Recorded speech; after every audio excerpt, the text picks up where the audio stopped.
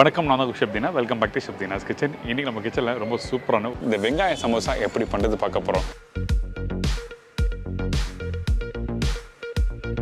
இதோட தேங்காய் சட்னி எப்படி பண்ணுறது பார்க்க போகிறோம். நீங்கள் நார்மலாக பண்ணுற வீட்டில் தேங்காய் சட்னிக்கும் நான் சொல்கிற மெத்தடுக்கும் ட்ரை பண்ணி பாருங்கள், நிறைய வித்தியாசம் இருக்கும்.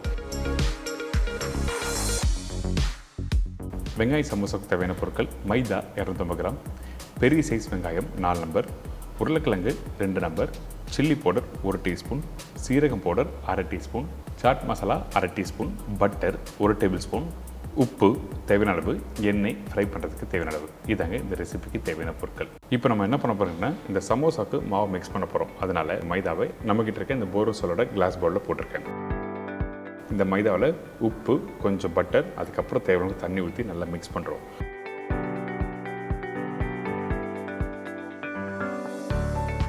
மாவு மிக்ஸ் பண்ணும்போது நல்லா டைட்டாக மாவு மிக்ஸ் பண்ணிக்கணும், லூஸாக மாவு மிக்ஸ் பண்ணக்கூடாது. அதுக்காக மட்டும்தான் அப்பப்போ கொஞ்சம் கொஞ்சமாக தெளித்து நீங்கள் மிக்ஸ் பண்ண சொல்ல வரேன். எடுத்த உடனே தண்ணி அதிகமாகிடுச்சுன்னா மாவு லூஸ் ஆகிடும்.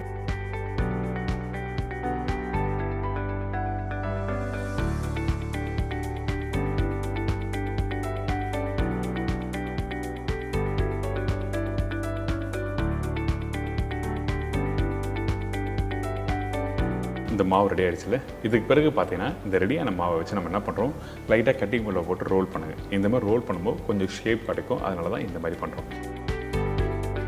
இதுக்கப்புறம் இந்த பவுலில் போட்டு கரெக்டாக ஒரு மூடி போட்டு நீங்கள் ஊற விட்டுருங்க. குறைஞ்சபட்சம் ஒரு 1/2 மணி நேரம் நல்லா ஊறின பிறகு தான் நீங்கள் இந்த மாவை எடுத்து நீங்கள் தேய்ச்சி சமோசா மடிக்க முடியும். பை த டைம் இந்த சமோசாவுக்கு ஆனியன் மசாலா ரெடி பண்ணிடலாம். ஃபஸ்ட் நம்ம என்ன பண்ணுறோம், இந்த வெங்காயத்தை வந்து தின் ஸ்லைஸாக கட் பண்ணி வச்சுருக்கோம். இந்த ஆனியன் யூஸ் பண்ணும்போது தண்ணி இருக்கக்கூடாது, அதனால் முடிஞ்ச அளவுக்கு நல்லா ட்ரையாக யூஸ் பண்ணுங்கள். ரொம்ப இம்பார்ட்டன்ட். தண்ணி இருந்ததுன்னா ஸ்டஃபிங் கரெக்டாக பண்ண முடியாது. இதுக்கப்புறம் வேக வச்ச உருளைக்கிழங்கு போட்டிருக்கேன். உப்பு தேவையான அளவுக்கு, சில்லி பவுடர், ஜீரா பவுடர், சாட் மசாலா இதெல்லாம் போட்ட பிறகு நல்லா மிக்ஸ் பண்ணுங்கள். சாட் மசாலா எதுக்காக நான் போடுறேன்னு கேட்டிங்கன்னா, அந்த சாட் மசாலா லைட்டாக அந்த புளிப்பு தன்மை தெரியும். அந்த வெங்காயம், உருளைக்கிழங்கு, அந்த சில்லி பவுடர் மிக்ஸ் பண்ணி சாப்பிடும்போது டேஸ்ட்டு சூப்பராக இருக்கும். நான் யூஸ் பண்ணிக்கிறது காஷ்மீர் சில்லி பவுடர் தான் யூஸ் பண்ணியிருக்கேன். நீங்கள் நார்மல் சில்லி பவுடர் போட்டிங்கன்னா உங்களுக்கு காரத்தோட அளவு அதிகமாகிடும், அதனால தான் காஷ்மீர் சில்லி பவுடர் சொல்கிறேன். இப்போது இந்த ஸ்டஃபிங் ரெடி ஆகிடுச்சு. அதே டைமில் இந்த டோ ரெடி ஆகிடுச்சு. இப்போ ஓப்பன் பண்ணி பார்த்தீங்கன்னா இந்த மாதிரி நல்லா சாஃப்டாக இருக்கும். இதுக்கு பிறகு நம்ம என்ன பண்ணுறோம், 2-3 வாட்டி நல்லா மாலிஷ் பண்ணுறோம்.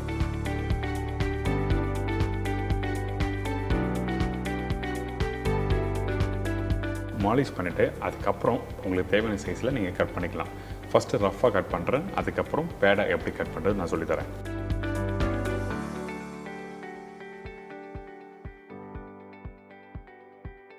நம்மளோட பெரிய விரல் இருக்குல்ல, அந்த பெரிய விரலை 2 கார்னர்லேயும் வச்சு நீங்கள் ப்ரெஸ் பண்ணணும். ப்ரெஸ் பண்ணும்போது அழகாக ரவுண்டாக வரும். இப்போ எப்படி பண்ணுறேன்னு சொல்லிட்டு நீங்கள் தெளிவாக பாருங்கள். இப்போ இந்த விரல் இருக்குது, அதுக்கப்புறம் சின்ன விரல் வச்சு லைட்டாக நீங்கள் ப்ரெஸ் பண்ணினா அழகாக ரவுண்டாக வந்துடும். அதுக்கு முன்னாடி இன்னொரு முக்கியமான விஷயம் இருக்குது. இந்த மாவை ஃபஸ்ட்டு ரவுண்டு பிடிக்கிறதுக்கு முன்னாடி இந்த மாதிரி மடிக்கணும். அதாவது உங்களோட பெரிய விரல் 2 விரலை வச்சு நல்லா மடிச்சுட்டு அதுக்கப்புறம் வந்து பெரிய விரல் சின்ன விரல் நடுவில் வச்சு நீங்கள் லைட்டாக ப்ரெஸ் பண்ணினா அழகாக ரவுண்டு வந்துடும். இந்த மாதிரி எதுக்காக பண்ணுறோன்னா, கரெக்டான ஷேப் கிடைக்கும், கரெக்டான சைஸ் கிடைக்கும். அதுக்காக மட்டும்தான் இந்த மாதிரி பண்ணுறோம். வீட்டில் ட்ரை பண்ணி பாருங்களேன், ஒரு நாள் கண்டிப்பாக உங்களுக்கு பண்ண முடியும். இதுக்கப்புறம் நம்ம என்ன பண்ணுறோம், இந்த சமோசா மடிக்கிறதுக்கு ஒரு பேஸ்ட் ரெடி பண்ண போகிறோம். அதனால் இந்த மைதாவும் கொஞ்சம் தண்ணி ஊற்றி கொஞ்சம் கெட்டியாக கரைச்சிடுறோம்.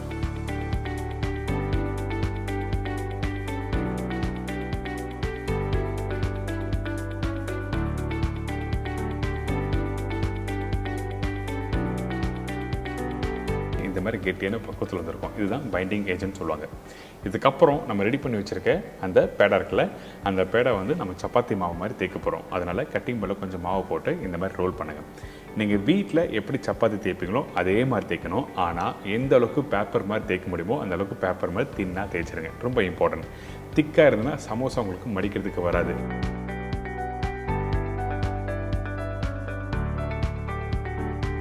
இதுக்கு பிறகு ரெடி பண்ணி வச்சிருக்க ஷீட்டை வந்து 2 கையில் லைட்டாக டச் பண்ணுங்கள். இந்த மாதிரி பண்ணும்போது எக்ஸஸாக இருக்க அந்த மாவு எல்லாமே வெளியே வந்துடும்.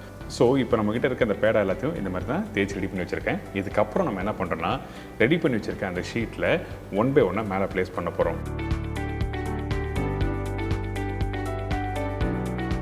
ஃபஸ்ட்டு லேயர் வச்சுருக்கோமா, அதுக்கப்புறம் கொஞ்சம் லைட்டாக மைதா டேஸ் பண்ணுங்கள். அதுக்கப்புறம் கார்னர் பகுதியில் கொஞ்சம் லைட்டாக ஆயில் அப்ளை பண்ணுறோம். இந்த மாதிரி 1 by 1 ஷீட்டை நீங்கள் ப்ளேஸ் பண்ணுறோம். எதுக்காக இந்த மாதிரி பண்ணுறோன்னு கேட்டிங்கன்னா, கார்னருக்கு நீங்கள் வீட்டில் சமோசாவை நீங்கள் பண்ணும்போது சீக்கிரமாக வந்து ஒரே ஈவன் சைஸாக நீங்கள் பண்ண முடியும். அது மட்டும் இல்லை, சீக்கிரமான டைமில் கம்ப்ளீட் பண்ண முடியும். இல்லை நான் ஒன்று ஒன்றா கட் பண்ணி பண்ணுறேன் அப்படின்னு நினச்சிங்கன்னா கண்டிப்பாக உங்களால் பண்ண முடியாது, ரொம்ப டைம் எடுக்கும். நீங்கள் 10 சமோசா பண்ணுறதுக்கு குறைஞ்சபட்சம் அரை மணி நேரம் டைம் எடுத்துரும். அதனால தான் ரெடி பண்ணி வச்சுருக்க அந்த ஷீட்டை ஒன்றுக்கு மேலே ஒன்று வச்சு இந்த மாதிரி ரோல் பண்ணுறோம். ரொம்ப இம்பார்ட்டன்ட், இந்த மாதிரி நீங்கள் பண்ணினா கரெக்டாக இருக்கும். இதுக்கப்புறம் நீங்கள் கடைசியாக ஒரு வாட்டி ரோல் பண்ணினா உங்களுக்கு எல்லா ஷீட்டும் ஈவன் சைஸில் கிடச்சிரும். அதுக்கப்புறம் இந்த தோசைக்கல்லில் போட்டு நீங்கள் குக் பண்ண வேண்டியதான். இந்த குக் பண்ணுற விதம் எப்படி கேட்டிங்கன்னா, இந்த தோசைக்கல் சூடாக்கணும். நீங்கள் தோசைக்கல்லில் கரெக்டாக அந்த ஷீட்டை ப்ளேஸ் பண்ணி முடிச்ச பிறகு ஸ்லோ ஃப்ளேம் வச்சுருங்க. மிதமான சூடில் குக் பண்ணி எடுத்தீங்கன்னா இந்த ஷீட் வந்து ஒன்றோட ஒன்று தனித்தனியாக பிரிய ஆரம்பிக்கும்.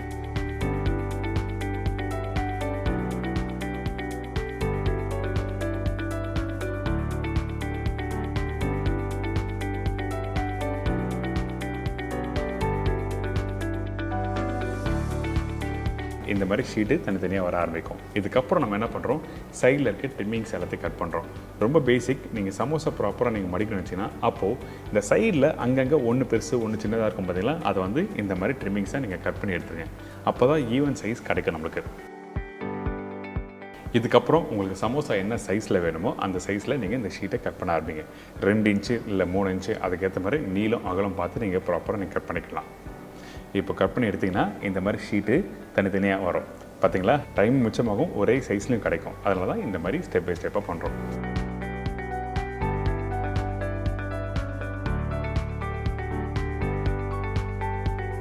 இப்போ ரெடியான ஷீட்டை இதை அப்படியே ஒரு லேயர் எடுத்துருங்க.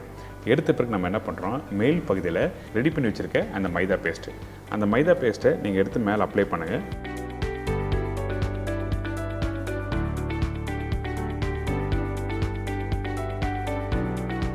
அப்ளை பண்ண பிறகு ஃபஸ்ட்டு நம்ம என்ன பண்ணுறோம், வி ஷேப்பில் மடிக்கிறோம். இந்த வி ஷேப்பில் மடித்த பிறகு ஃபஸ்ட்டு லேயர் மடிக்கிறோம், 2வது லேயர் அதே மாதிரி மடிக்கிறோம், 3வது லேயர் மடிக்கிறோம். 3வது லேயர் மடித்த பிறகு உங்களோட பெரிய விரல் சின்ன விரலுக்கு நடுவில் இந்த மாதிரி பாக்கெட் மாதிரி வச்சுருங்க. வச்ச பிறகு அதில் ரெடி பண்ணி வச்சுருக்க அந்த ஸ்டஃபிங் உள்ளே வைக்கிறோம். இதுக்கு பிறகு எல்லா பகுதியிலையும் அந்த பேஸ்ட்டை அப்ளை பண்ணுறோம். அப்ளை பண்ணிட்டு இதை அப்படியே நீங்கள் மடிக்க வேண்டியதான். ரொம்ப சிம்பிள் தான். நீங்கள் வீட்டில் 2-3 வாட்டி வீட்டில் ட்ரை பண்ணி பார்த்தீங்கன்னா கரெக்டாக பண்ண முடியும். முக்கியமாக இந்த பேக் பண்ணுறது எப்படி பேக் பண்ணணும்னு சொல்லிட்டு புரிஞ்சுக்குங்க. இப்போ திருப்பி ஒன்று பண்ணி காமிக்கிறேன். ஃபஸ்ட்டு அந்த பேஸ்ட் அப்ளை பண்ணியிருக்கேன்.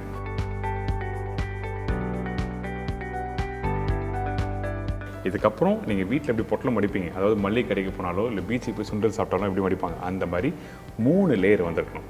மடித்த பிறகு ரெடி பண்ணி வச்சுருக்க அந்த ஸ்டஃபிங் உள்ளே வைக்கிறோம்.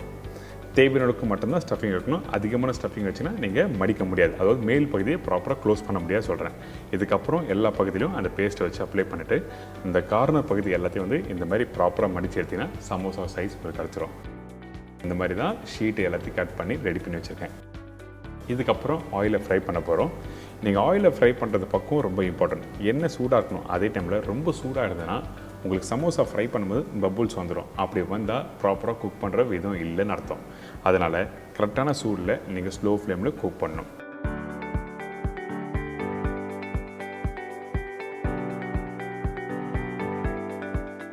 எப்பவுமே மைதா யூஸ் பண்ணி ஃப்ரை பண்ணுற இடத்துல எண்ணெய் மீடியமான ஃப்ளேம் வச்சு ஃப்ரை பண்ணால் மட்டும்தான் உங்களுக்கு கரெக்டாக குக் பண்ண முடியும்.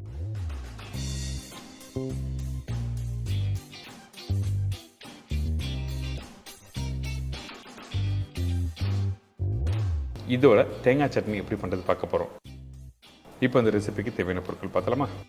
தேங்காய் சட்னிக்கு தேவையான பொருட்கள்: தேங்காய் பத்தை 4 ஸ்லைஸ், சின்ன வெங்காயம் 3 நம்பர், உடச்ச கடலை 1.5 to 2 டேபிள் ஸ்பூன், பச்சை மிளகாய் 1 நம்பர், மெலிசான இஞ்சி 1 ஸ்லைஸ், புளி சிறிதளவு, உப்பு தேவையான அளவு, தாளிப்புக்கு தேவையான பொருட்கள்: கடலைப்பருப்பு 1/2 டீஸ்பூன், உளுத்தம்பருப்பு 1/2 டீஸ்பூன், காய்ந்த மிளகாய் 2 to 3 நம்பர், கடுகு 1/4 டீஸ்பூன், கருவேப்பிலை சிறிதளவு, எண்ணெய் 2 டேபிள் ஸ்பூன்.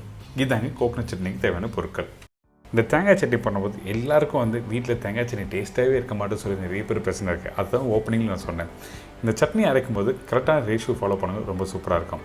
நான் தேங்காவை பத்த மாதிரி கட் பண்ணிவிட்டு மேலே இருக்க தோலை எடுத்துகிட்டு அதுக்கப்புறம் போட்டிருக்கேன். நீங்கள் வீட்டில் பண்ணால் வேலை இருக்கும்.